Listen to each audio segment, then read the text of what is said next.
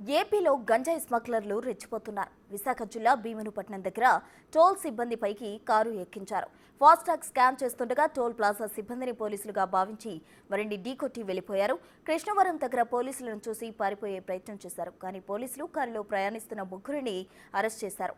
గంజాయి స్మగ్లర్లు శృతి మించితే కాల్చి పడేస్తామన్నారు కాకినాడ జిల్లా ఎస్పీ బిందు మాధవ్.